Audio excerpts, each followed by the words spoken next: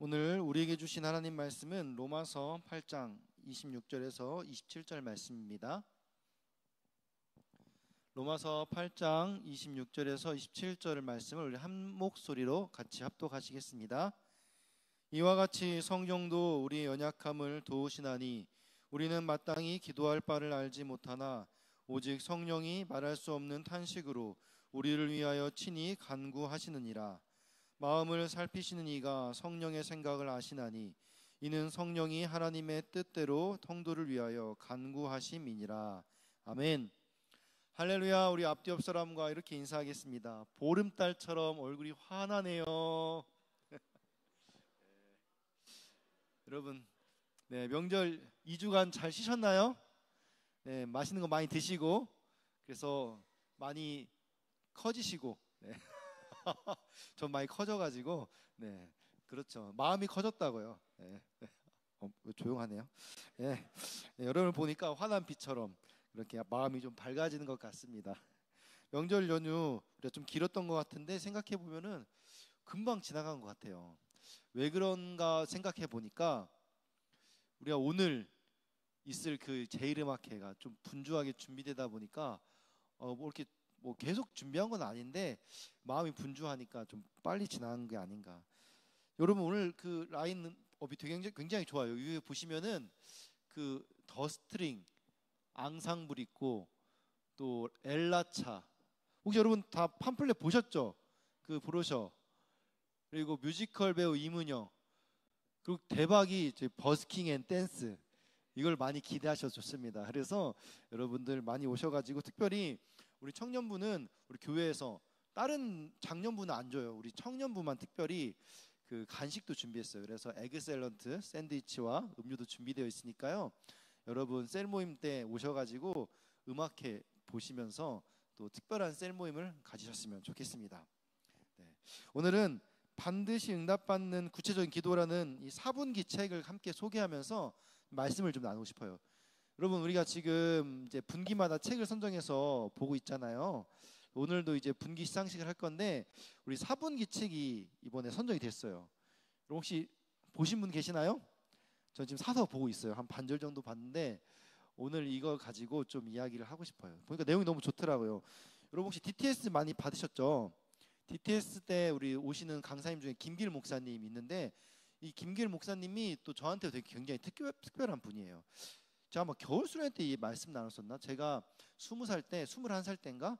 그 저가 여러분처럼 청년부 활동을 할 때 김길 간사님이 수련회 강사로 오셨었어요. 그래서 그때는 30대셨거든요. 지금은 한 50대쯤 되셨겠죠? 그때가 15년, 20년 전이니까. 그때는 막 그 김길 목사님이 막 진짜 날아다닐 때예요. 막 젊은 때고. 그리고 막 성령을 한참 받으셔갖고 막 예언하고 막 방언 다 하고 예언하고 막 다닐 때인데 그때 그 우리 청년부, 제가 있었던 청년부에 오셔가지고 청년부 집회 마지막 날에 한 명씩 한 명씩 다 예언을 해줬어요. 저는 무슨 예언 해줬는지 알아요? 저한테? 저는 그때 이제 21살이었고 그 학교 다 떨어지고 신학교를 갔어요. 지방에 있는. 그래서 너무 그 신학교가 가기 싫었어요. 분명히 주님의 음성을 듣고 갔지만은 지방에 있는 신학교라 만학도도 많고 너무 학교도 재미없고, 그래서 빨리 2학년 마치고 편입을 해서 서울로 가야지 이 생각을 하고 있었는데 그때 뭐 그런 정보가 전혀 공유가 된 것도 아닌데 갑자기 그 김길 간사님이 제 머리에 안수하면서 서울 절대 가면 안 된다고, 갑자기 서울 절대 가면 안 된다고, 서울 가면 망한다고. 그러니까 그때 지금 돌아봐서 생각해 보니까 그때 한창 어떤 로망이 있으면 캠퍼스 로망 이런 거 있잖아요. 그리고 제가 지금 저는 이제 학부도 신학을 나왔고 지금 대학원까지 해서 지금 공부를 계속 하고 있는데 그 대학 생활 경험이 없어요. 근데 대학 가면은 즐길 거리들이 많잖아요. MT도 있고 뭐 여러 가지 동아리도 있고 막 재밌는 문화도 많은데 제가 다녔던 학교들은 그런 게 전혀 없어요. 저는 이제 장로님, 권사님, 집사님들하고 학교를 같이 다녔기 때문에 너무 재미가 없었어요. 근데 이제 고3 때까지 공부할 때는 그런 캠퍼스의 낭만을 생각하면서 갔는데 너무 실망해서 학교를 이제 2년 동안 울면서 다녔거든요. 근데 그런 마음 속에서 빨리 서울 올라가가지고 놀고 싶다, 연애하고 싶다, 막 진짜 막 그런 대학 생활을 꿈꾸었던 거죠. 그러니까 아마도 갔으면은 자취를 했을 것 같고, 갔으면 아마 그 여러분들이 지금 잘 이겨내고 있는 그 문화를 저는 자신이 없더라고요. 잘 이겨낼, 아마 잘 못 이겨냈을 거예요. 그러니까 이렇게 하나님이 신학이라는, 어떻게 보면 이 목회자라는 틀에 가둬놓고 저를 이렇게 인도하시지 않았나, 그렇게 생각을 해요. 예전에 제가 설교 때 한 번 나눴었는데, 신학생들을 부른 이유가 있대잖아요. 여기 아니면은 다 밖에 나가서 개차반으로 살 것 같아가지고 제일 못난 애들 불러놓은 게 신학교라고. 뭐 날고 기는 사람도 있었겠지만은, 뭐 그럼에도 불구하고 세상적으로는 그럴지 모르겠지만 영적으로 하나님 아니면은, 광야 아니면은 하나님을 붙잡을 수 없을 것 같으니까 광야로 내몰고 해서 온 곳이 신학교라고. 근데 그 말에 굉장히 공감이 많이 됐어요. 그래서 그때 만난 분이 이제 김길 목사님인데, 이분이 이제 책을 또 쓰셨다, 자주 쓰시는데 읽으면서 그때 생각이 많이 나더라고요. 이분이 진짜 영적인 사람이었구나. 이분이 기도를 어떻게 바라보고 기도를 어떻게 하시는 분이구나. 그래서 책 보면서 은혜를 많이 받았는데, 그 은혜를 오늘 여러분과 좀 짧게나마 좀 나누고 싶습니다. 그래서 여기 책에 보면은 챕터 1 제목이 뭐냐면 기도하기 위해 기도하기예요. 그래서 오늘 설교 제목도 기도하기 위해 기도하기 정해봤어요. 여러분, 기도하기 위해 기도한다는 게 무슨 말일까요? 말 그대로 기도를 잘 하기 위해서 기도를 해야 된다는 거예요. 좀 이해가 잘 안 되죠? 좀 쉽게 여러분 예시를 들어보면, 춤추기 위해 춤춘다, 이게 무슨 말일까요? 무대에서 춤을 잘 추기 위해서 평소에 춤을 많이 추면서 연습을 한다는 뭐 그런 의미겠죠. 오늘도 우리 댄스팀이 이제 공연을 하겠지만은, 댄스팀이 연습을 그 무대에서 잘 하기 위해서는 계속해서 춤을 춰야죠.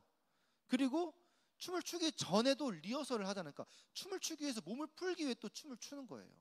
마찬가지로 기도도 그런 예비 기도가 있고 준비 기도가 있고 마음을 준비하는, 다지는 그런 기도가 필요하다는 거예요. 그러니까 기도를 제대로 하나님이 받을 만한 온전한 기도를 드리기 위해서는 우리가 그 기도를 위해서 또 내 마음을 정돈하는 기도를 드려야 된다는 거예요. 그게 굉장히 중요하다라고 이 책에서는 말하는 겁니다. 특별히 오늘 본문은 우리가 연약해서 어떻게 기도할지 모르는 그런 막막한 상황들이 굉장히 많다고 얘기를 해요. 실제로 그렇죠. 그럴 때 우리 안에 계신 성령님이 우리를 어떻게 기도하도록 도와주시는지 오늘 본문에서 말하고 있습니다. 성령님께서 우리가 하나님께 기도할 수 있도록 도와주시는데 뭐라고 하느냐면, 말할 수 없는 탄식으로 우리의 기도를 도와주신다, 이렇게 말씀하셔요. 그래서 탄식이라는 단어가 헬라어 스테나그모스라는 뜻인데, 깊은 한숨이라는 거예요. 그러니까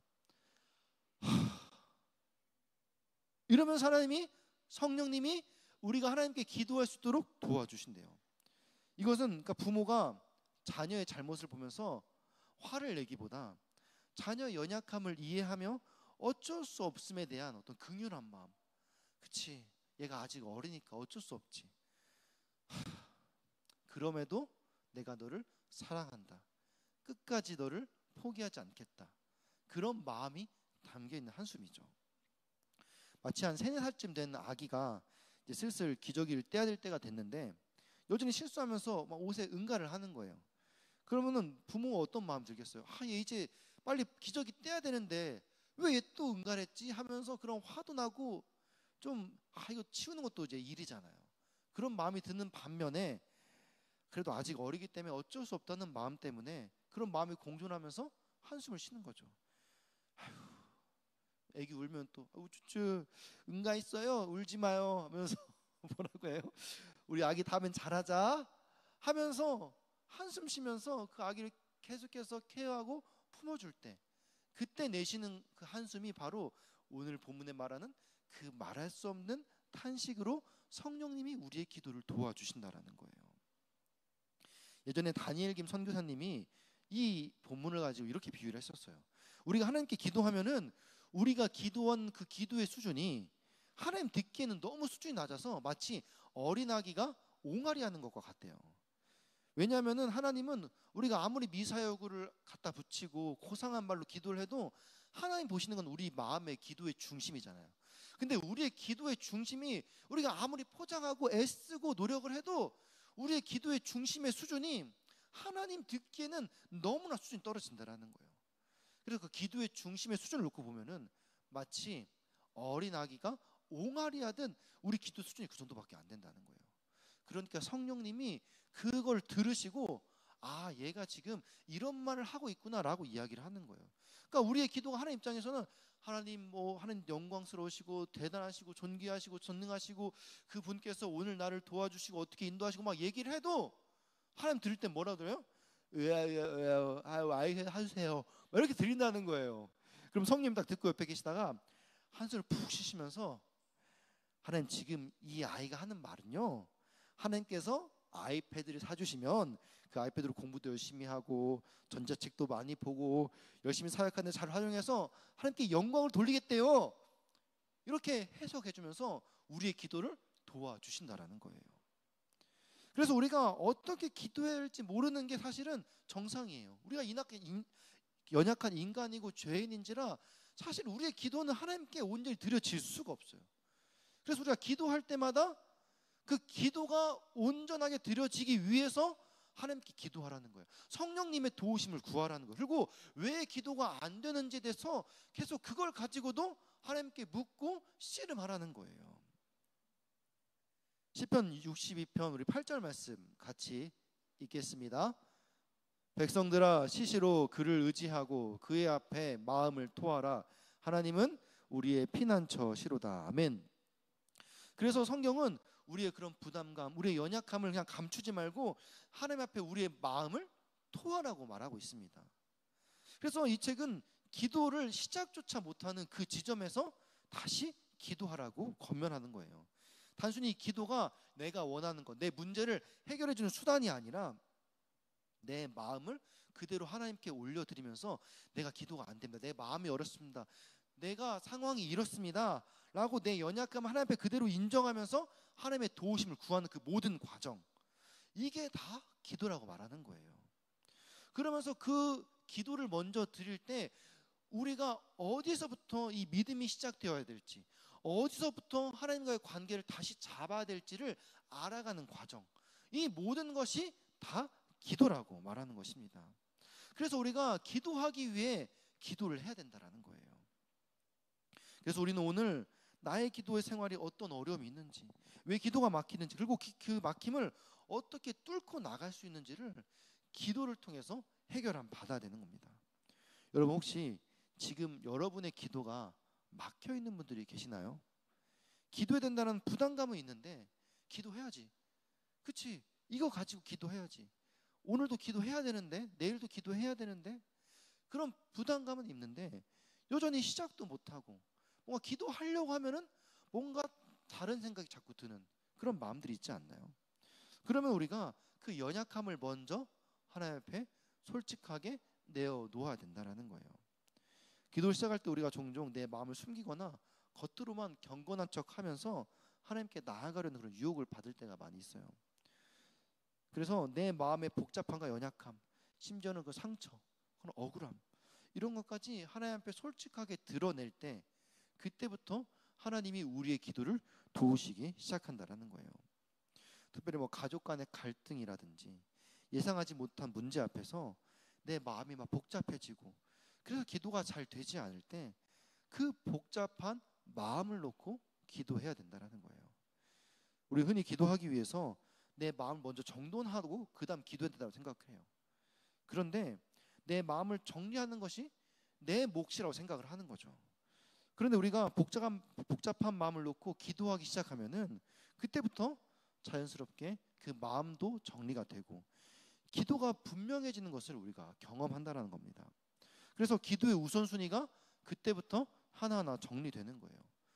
때로는 우리의 복잡한 마음을 위해서 기도하다 보면은 실제로 문제가 어떤 그 상황에 있는 것이 아니라 때로는 내 마음에 문제가 있었다라는 것을 발견할 때가 있어요. 그래서 기도할 때 무엇을 위해 기도할지 우리가 정확하게 보여지는 거죠. 그래서 기도는 내 마음을 있는 그대로 하나님 앞에 내어놓을 때 그때부터 진짜 기도가 시작되는 겁니다. 그래서 다윗도 기도가 안 될 때 하나님의 성령의 빛으로 자기 마음을 비추어 달라고, 그래서 내 마음에 혹시 악한 행위가 있는지 다른 마음이 있는지 그것들을 좀 알게 해달라고 그렇게 기도드렸어요. 우리 시편 139편 23절 24절 같이 읽겠습니다. 하나님이여 나를 살피사 내 마음을 아시며 나를 시험하사 내 뜻을 아옵소서. 내게 무슨 악한 행위가 있나 보시고 나를 영원한 길로 인도하소서. 아멘.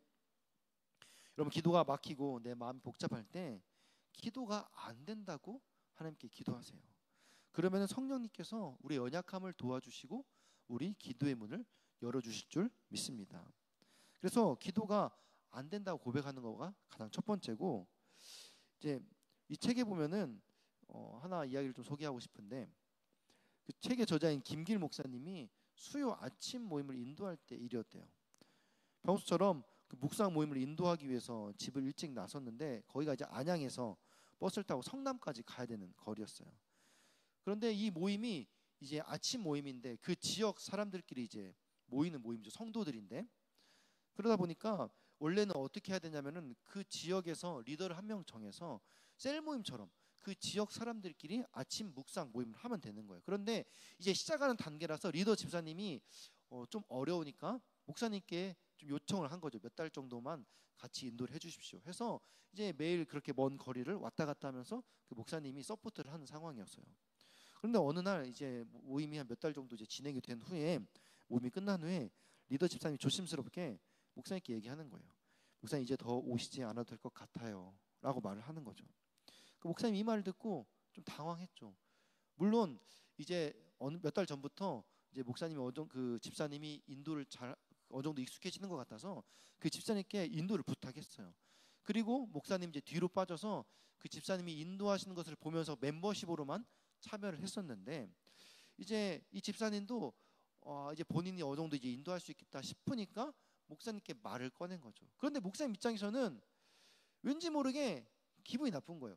이거를 물론 맞는 건데 이거를 내가 먼저 얘기하는 게 아니라 집사님이 먼저 자기에게 얘기했다라는 거에 대해서 당황스러움과 어떤 거절감, 막 이런 불편한 마음들이 있었던 거죠. 근데 김길 목사님도 기도하는데 계속 머릿속으로는 맞아, 이게 맞는 거지. 그리고 내가 먼저 얘기를 했었어야 하는데 내가 늦으니까 내 눈치를 보면서 조심스럽게 진짜 나에게 얘기해 준 거지 라고 이야기를 생각은 하고 있는데, 머릿속으로는 그게 맞다라고 계산이 되는데 기도할 때마다 기도가 잘 안 되더라는 거예요. 왜 그러세요? 불편한 마음이 계속 있는 거예요. 여기에 대한 뭔가 자기 나름의 상처가 있는 거예요. 근데 이걸 가지고 기도할 생각을 못 하는 거죠. 내가 왜 이걸 하고 기도를 해? 내가 목회자인데. 그래도 당연한 걸 당연하게 내가 받아들여야 되는데, 내가 이 정도도 받아들일 수 없는 그런 쪼잔한 사람은 내가 아닌데, 근데 기도하면 기도가 안 되는 거예요. 그래서 그때부터 솔직하게 그 마음을 놓고 하나님께 기도하기 시작했고, 그리고 그 이야기를 솔직하게 아내하고 나누고, 그리고 그 마음이 정리된 다음에 집사님에게 솔직히 내가 그때 좀 마음이 어려웠다라고 나누고 나니까 오히려 나중에 그 집사님과 관계가 더 따뜻해지는 것을 경험했다라고 합니다. 그러니까 기도할 때 우리가 기도가 안 되면은 때로는 내 감정을 돌아봐야 된다는 거, 내 연약함을 돌아봐야 돼. 우리는 사실 온전한 기도를 제대로 할 수 있는 존재가 못 돼요. 여전히 아직 죄인이고 구원 받았지만은 내 안에 계속해서 죄성이 남아 있기 때문에 그 작은 것 하나에도 상처 받을 수 있다라는 거예요. 그러면은 그걸 가지고 하나님 앞에 나오면은 그 문제들이 하나님 안에서 하나하나 풀려가기 시작하고, 그 문제를 가지고 기도하면서 다루기 시작하면서 내 성품이 하나님의 성품과 닮아가는 것을 경험하게 된다는 겁니다. 저도 사역을 하다 보면은 이런 경험이 참 많아요. 목회도 사람인지라 똑같이 상처받고 힘든 할 때 보면 똑같이 힘들고 똑같이 피곤해요. 그런데 저도 막 스스로 생각하는 거예요. 내가 목회자이기 때문에 나는 상처받는 청년들을 위로해야 돼, 성도들을 위로해야 돼, 막 이런 강박관념 같은 것들이 있어가지고 혼자서 아무도 그런 얘기를 한 적이 없는데 혼자서 상처받으면 안 된다, 막 이런 강박관념이 있어요. 신념 같은 것들이 있어요. 여러분들 혹시 여러분 제 혈액형이 뭔지 아세요? 제 혈액형이 A형이에요. 그리고 물론 뭐 이건 주관적일 수 있는데 거의 트리플 A형인 것 같아요, 저도. 그리고 근데 제가 또 MBTI는 그 ENTJ예요. 근데 이제 저랑 아마 좀 같이 사역하고 해보신 분들은 알겠지만 제가 굉장히 T가 강해요. 그래서 저는 이게 이성적으로 납득이 잘 안 되면은 잘 이해를 못 해요. 근데 여러분 납득만 되면 저 F 다 이해할 수 있어요. 진짜 그 감정이 왜 그렇는지를 말로 설명해주면 다 이해할 수 있어요. 진짜 뭐 F 공감 안 할 수도 있겠지만, 그러니까 제가 뭔가 상처를 받으면은 혼자 생각을 해요. 내가 왜 상처받았지? 이때 이렇게 얘기했고 이때 이런 상황이었는데 상처받을 일이 없는데 내가 왜 지금 기분이 나쁘지? 왜 이렇게 마음이 어렵지? 혼자 생각을 엄청 한다고요, 진짜. 그런데 그걸 가지고 나는 이제 목회자인데 내가 당연히 이걸 해야 되는 역할이고 당연히 이런 것들을 내가 받아내야 되는데 나 이러면 안 되는데, 그러고 이제 무시하고 넘어갈 때가 많은 거죠. 근데 마찬가지로 기도하면은 기도가 안 되는 거예요. 그러니까 이 문제나 이 감정, 나의 연약함을 내 문제로 생각하는 거예요. 근데 이거를 하나님 앞에 가지고 가는 순간 그 문제가 내 문제가 아니라 하나님의 사역이 되는 겁니다. 하나님이 일이 되고 하나님이 내 일에 간섭하시고, 그래서 하나님이 내 감정과 내 성품을 통해서 함께 동역하시는 거죠. 그래서 내 성품이 다듬어지고 나의 연약함을 바라보게 하면은 거기서부터 오는 그 감정의 문제들을 하나하나 기도하면서 해결하다 보면은 거기에 엮여 있는 관계의 문제, 또 재정의 문제, 또 어떤 일에 부딪힘의 문제들이 하나하나 해결되는 것을 경험할 수 있다는 겁니다. 그래서 오늘 본문에서도 보면은 이와 같이 성령도 우리의 연약함을 도우시나니 우리는 마땅히 기도할 바를 알지 못하나. 우리는 사실 우리가 뭘 기도해야 될지 잘 몰라요. 그래서 우리 각자의 성격과 기질, 그리고 내 삶의 경험치, 이런 것들에 따라서 상처받는 게 다 다르거든요. 역할에 따라서 다 다르고. 그래서 내 감정이 흔들릴 때도 있는데 그걸 내가 인지하지 못할 때도 있고 그걸 부정할 때도 있다라는 거예요. 그러면 그런 거 하나하나를 솔직하게 주님 앞에 가지고 나오라는 거예요.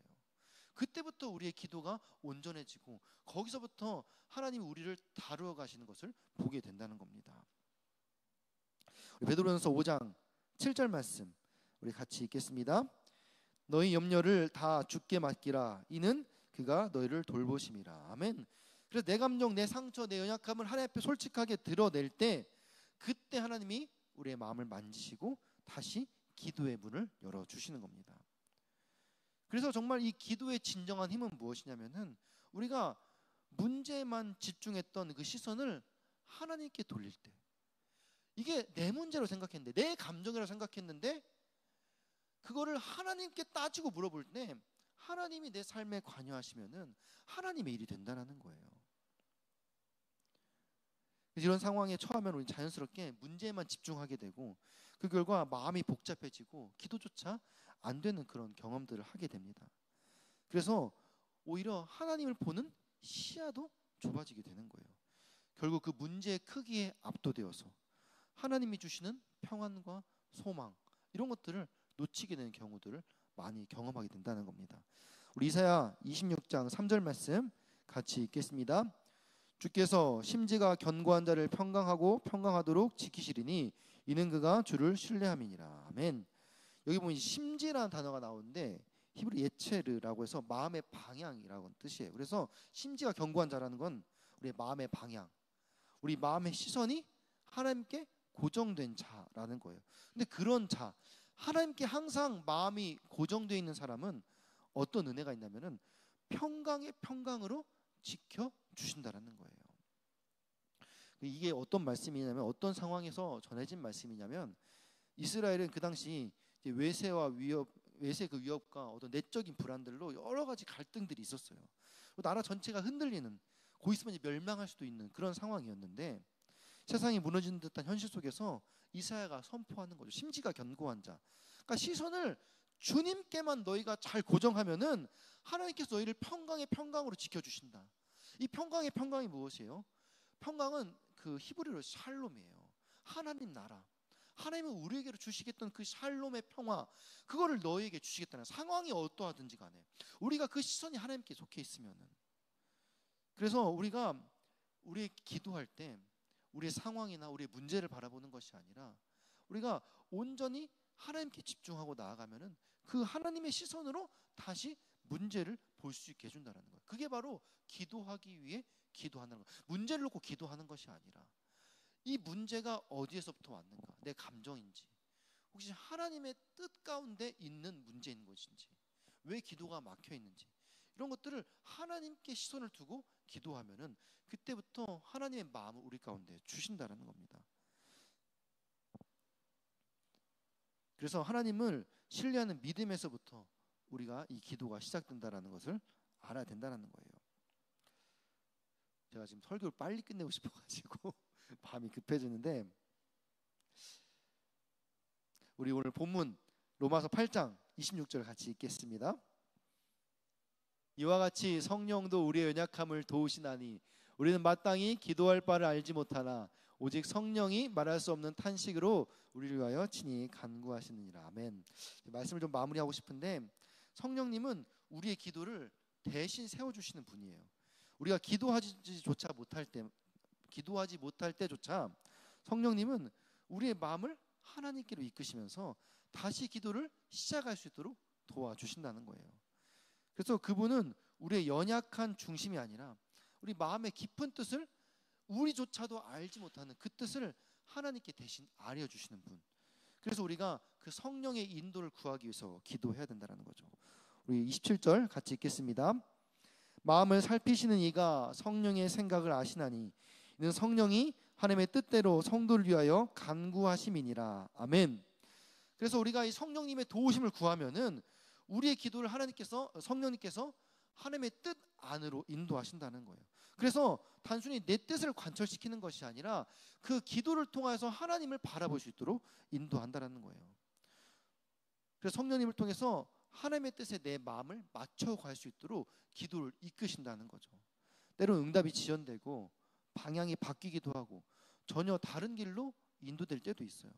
그러나 그 모든 과정을 통해서 성령님이 우리의 기도를 통해서 하나님의 마음을 배우고 우리를 순종의 자리로 이끄시도록 만드신다는 거예요.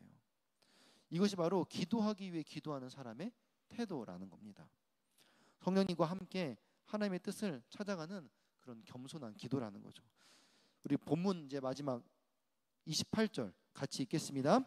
우리가 알거니와 하나님을 사랑하는 자 곧 그의 뜻대로 부르심을 입은 자들에게는 모든 것이 합력하여 선을 이루느니라.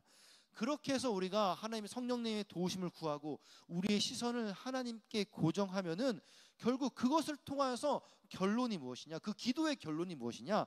합력하여 선을 이루게 된다라는 거예요.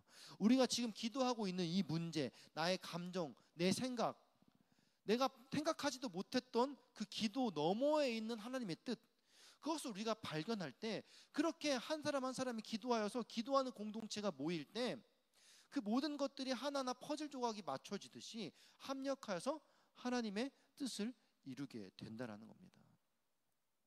여러분, 그래서 기도가 굉장히 중요해요. 모든 사역에서. 어제도 우리가 예배학교 우리 찬양팀하고 같이 나눴는데 마침도 기도에 대해서 이야기를 했어요. 근데 왜 기도가 중요하냐면은 우리가 무슨 사역을 하더라도 이게 예수님과 연결되어 있어야 교회가 교회되게 하나님의 뜻에 맞게 움직일 거 아니에요. 근데 예수님의 뜻을 아는 방법은 기도밖에 없어요.